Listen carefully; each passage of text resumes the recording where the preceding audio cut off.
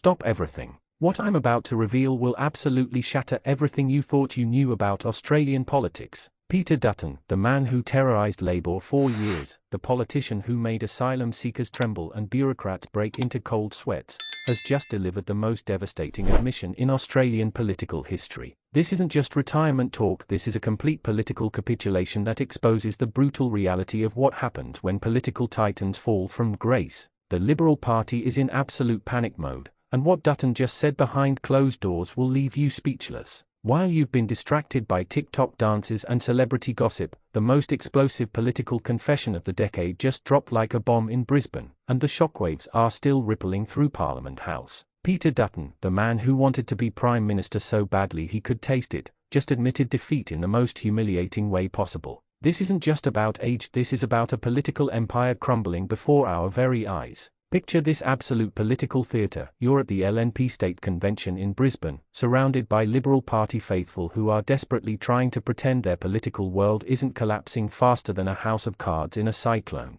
The air is thick with the smell of desperation and overpriced coffee, when suddenly Susan Ley stands up and delivers what can only be described as the most elaborate political eulogy in Australian history. This woman, bless her heart, starts gushing about Peter Dutton like he's some sort of political messiah who just performed the miracle of spectacular electoral failure. She calls him a man of courage, commitment and conviction which, let's be brutally honest here, sounds exactly like the kind of flowery language you reserve for someone's political funeral. The irony is so thick you could cut it with a knife sharper than Dutton's criticism of Labour's border policies. But here's where it gets absolutely mind-blowing. The standing ovation that followed was so long, so heartfelt, so desperately emotional that you'd think Dutton had actually achieved something other than losing his seat and watching his prime ministerial dreams evaporate like morning mist over the Brisbane River. The applause went on forever, and you could practically hear the collective sigh of a political party trying to convince itself that defeat somehow equals victory. And there's our mate Peter, sitting at the back of the room like the political equivalent of that kid who strikes out in the final inning of the grand final, graciously accepting this tribute while probably thinking about how he went from potential PM to political has-been faster than you can say nuclear submarines. The man who once commanded fear and respect across the political spectrum is now receiving participation trophies from his own party. But wait, it gets even more brutal. When the journalists inevitably swooped in like vultures at a roadkill buffet, asking about potential comebacks because apparently they've got nothing better to do than poke sleeping political bears, Dutton dropped what might be the most honest, devastating, and politically suicidal line in Australian political history.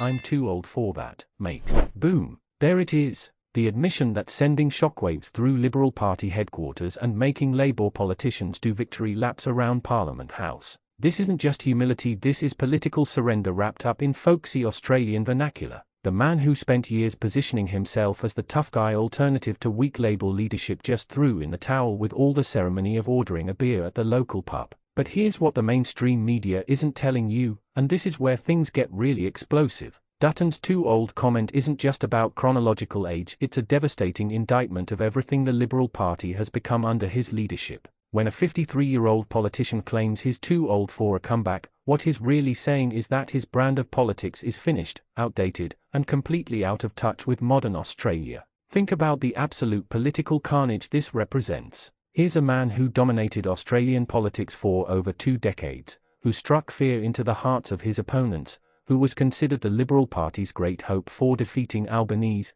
and he's essentially admitting that his time has passed. This isn't just retirement, this is political extinction. The timing of this confession is absolutely perfect in its political cruelty. Just when the Liberal Party desperately needs strong leadership to counter Labour's agenda, their former attack dog is basically saying, "Nah mate, I'm done." The party faithful at that Brisbane convention must have felt like they were watching their political hero deflate like a punctured football at the AFL Grand Final. And let's talk about the broader implications here, because this confession reveals something absolutely devastating about the current state of conservative politics in Australia. When Peter Dutton, the man who built his entire political brand on being the tough, uncompromising voice of Middle Australia, admits he's too old for a comeback at 53, what does that say about the Liberal Party's bench strength? What does it say about their ability to connect with voters under 70? The most brutal part of this whole saga is how it exposes the complete disconnect between political ambition and political reality. Dutton spent years positioning himself as the future of the Liberal Party, the man who would restore conservative values and defeat Labour socialism. He cultivated this image of being the tough, no-nonsense politician who would never back down from a fight. And then, when the moment comes to potentially rebuild and stage a comeback, he folds faster than a cheap suit in a Queensland thunderstorm. But here's the real kicker that's got political insiders absolutely losing their minds. Sources close to the Liberal Party are saying that Dutton's age comment wasn't spontaneous, it was calculated. This wasn't an off-the-cuff remark from a tired politician, this was a strategic decision to permanently remove himself from future leadership speculation. The man is literally burning his own political bridges while the cameras are rolling. The psychological impact of this admission on Liberal Party morale cannot be overstated. Imagine being a young Liberal MP, looking around for leadership and inspiration, only to see your former standard-bearer essentially saying that conservative politics is a young person's game and he's too old to play. It's like watching your coach forfeit the game in the first quarter. What makes this even more devastating is the context of recent Australian politics. We're living in an era where political comebacks are not just possible but expected. Look at Trump's return to power, look at how other politicians have bounced back from electoral defeat. The political landscape is more fluid than ever, and yet here's Dutton basically saying that second chances are for younger men. The most infuriating part of this whole spectacle is how it reveals the fundamental weakness that's been hiding behind years of tough guy rhetoric. All those years of Dutton positioning himself as the uncompromising defender of Australian values, and when faced with actual political adversity, his response is essentially, "I'm too tired for this." It's political cowardice dressed up as graceful aging. And let's not forget the absolute comedy gold of having Susan Ley deliver this tribute. Here's a politician who's desperately trying to keep her own political career alive, praising a man who's essentially admitting defeat. It's like watching someone give a rousing speech about never giving up while the guest of honor is literally throwing in the towel. The reaction from Labour politicians to Dutton's admission has been priceless. You can practically see them trying to contain their glee as their former nemesis removes himself from the political chessboard. Anthony Albanese probably popped champagne when he heard about Dutton's too old comment, because nothing says political victory quite like your opponent voluntarily disqualifying himself from future battles. But perhaps the most telling aspect of this entire saga is what it reveals about the current state of Australian conservatism. When your most prominent attack dog decides he's too old to fight at 53, it suggests a movement that's lost its fighting spirit, its sense of purpose, and its connection to the very values it claims to represent. The Liberal Party faithful at that Brisbane convention must have experienced the political equivalent of watching their favourite footy team forfeit the grand final. All that applause and tribute-giving was really just them trying to make sense of watching their political hopes and dreams walking away in real time. Dutton's political swan song isn't just about one man's career, it's a symbol of everything that's wrong with contemporary Australian politics. It represents the triumph of comfortable defeat over uncomfortable struggle, the victory of graceful retirement over determined resilience,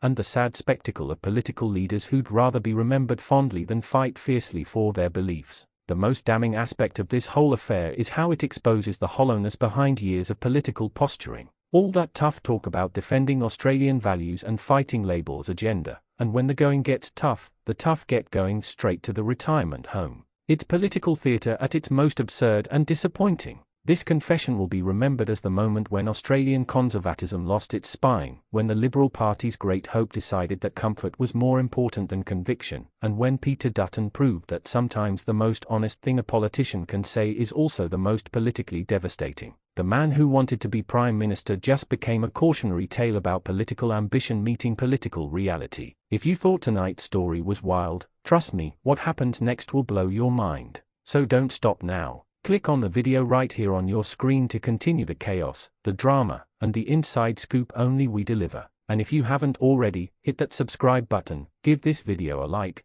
and join the Australian News CC family where the real stories come to life. See you in the next one.